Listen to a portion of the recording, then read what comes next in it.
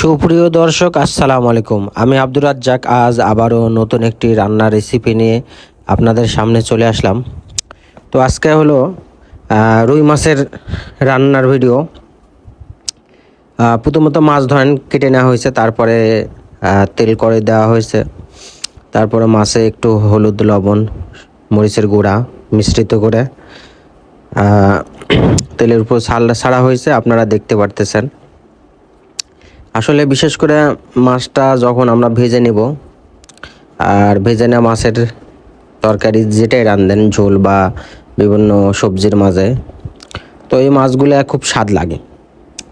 তো আপনারা দেখেন মাছগুলো আস্তে আস্তে ভাজা হচ্ছে অনেক সুন্দরভাবে, এবং ভাজা কমপ্লিট হয়ে গেছে। তো আসলে সারাদিন কষ্ট শেষে যদি একটু তৃপ্তি মতন ভালো খাবার যদি না আসে, খুবই খারাপ লাগে। আর এখন দ্বিতীয় স্টেপে আসছি, এখন আপনাদের দেখাবো পেঁয়াজ, মরিচ, তেল দিয়ে এখানে অনচান নেওয়া হচ্ছে।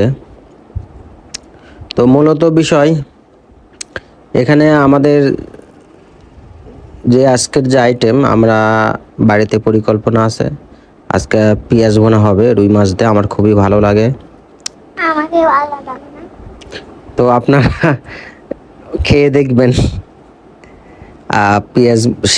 পেঁয়াজ বোনা এবং রুই মাছ অত্যন্ত স্বাদের এবং মজার খাবার।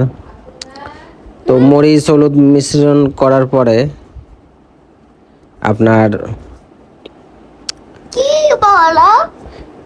পেঁয়াজ মরিচ একটু অনচা নিতে হবে, একটু হালকা হালকা ভাব, তারপরে আবার একটু হলুদ, মানে মশলার যে আইটেমগুলো আছে মাছ ভোনার ক্ষেত্রে, সেই আইটেম মশলাগুলো দেওয়া হয়েছে।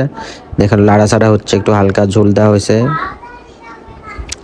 তো বেশ কিছু সময় লাড়া দিলাম, তারপর অপেক্ষায় আছি যখন মশলা পেঁয়াজ যখন মিশ্রণটা কমপ্লিট হয়ে যাবে, তখন আমি এখানে আপনার একটু ঝোল দেব একটু পরে।